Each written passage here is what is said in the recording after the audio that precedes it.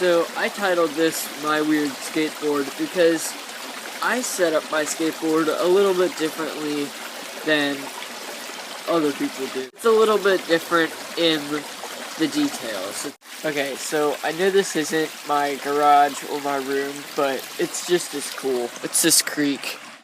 So I'm going to film a new video here.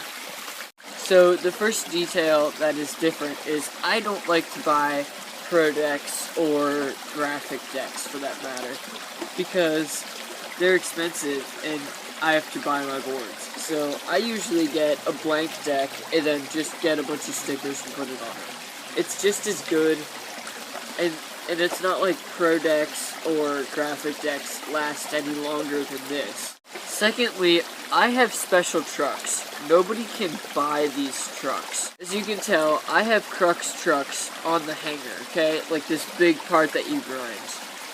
But the base plate, this bit right here, I have a different base plate than I do big hanger grindy part. I have a krux hanger because I like it and I've skated it already. And I have a redz base plate. And this is for a couple reasons. A, this base plate, you can't really see it on camera, but it is a hollow base plate, meaning it is lighter than the original krux base plate. And I believe it is made out of a different type of metal than the actual like trucks in the old krux base plate. Meaning that it can do slides better, like nose slides or tail slides if it's this side. It's easier to pop when you pop your board, and it takes less effort when you're flicking to do like flip tricks or just ollies in general.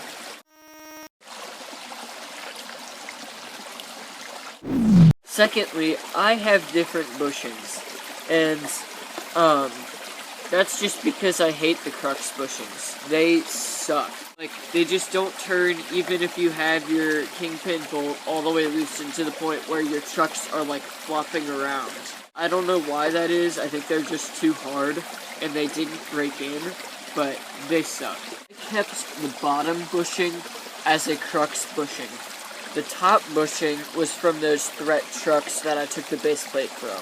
I didn't go buy 2 pairs of trucks just to make these. I had the threat trucks laying around from my buddy's old board, and I just wanted to experiment and loved it. This softer top bushing makes it ride smoother, but it also turns really well now. It feels really nice.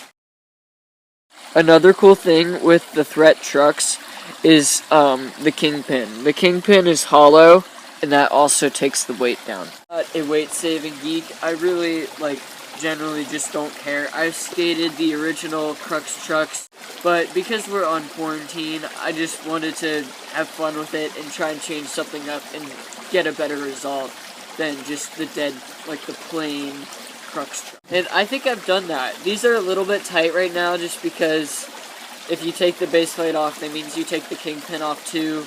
And so they weren't set the exact same after I did the modification and stuff. I'll have to change that up a little bit. They're a little bit tight right now. Secondly, in my board setup video, my last video, go check that out, I said that I color my bolts so I know which end is up when I'm doing flip tricks and stuff, where you don't really want to have to pay attention to this is the nose and this is the tail, you just want to ride. And so I painted the tail bolts all red. They were originally all white. And then on the nose bolts, it is red and blue checkerboard.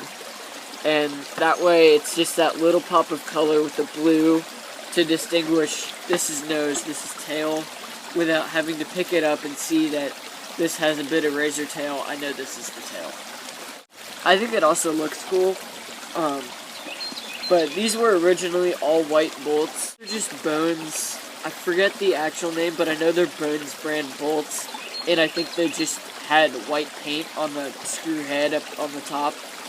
And so I got... Lastly, I don't know that you can see this on camera, but I have Bones redz bearings. After I've had them since November last year, like November 2019, I got these wheels and bearings. Really recently, I took the little caps off them, so they just, like, you can see in them and see each individual little ball bearing.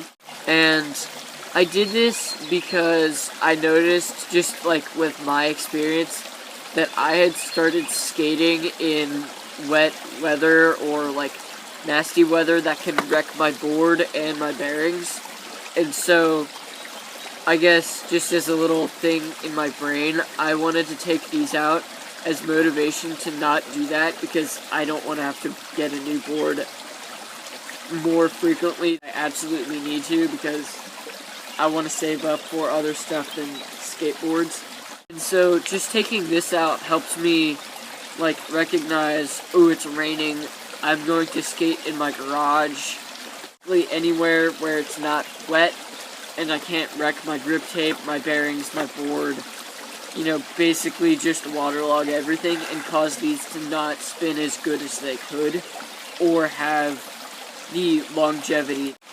Lastly, this isn't really a secret, but it's just something I do because my driveway is a little bit chunky and rocky and gravelly, and so my pop isn't amazing there. But you put a little bit of wax on your razor tail where the board hits the ground when you pop.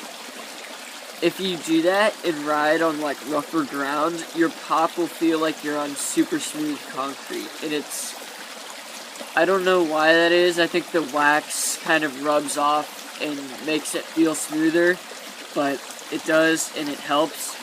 I think it also can help reduce a little bit of razor tail and make your board last a little bit longer. It makes your tricks feel smoother and easier to do. There's a waterfall right here. One other trick I do is right where I rub on my shoes, you can put shoe goo and it helps it last a bit longer, especially if you're wearing like canvas Converse like I am, and kind of over here where you do your ollies and flip tricks, you can get a hole pretty fast. So if you put shoe goo around here or Gorilla Glue, it makes it last longer. I have to climb up this huge muddy hill to get back. Alright guys, I made it.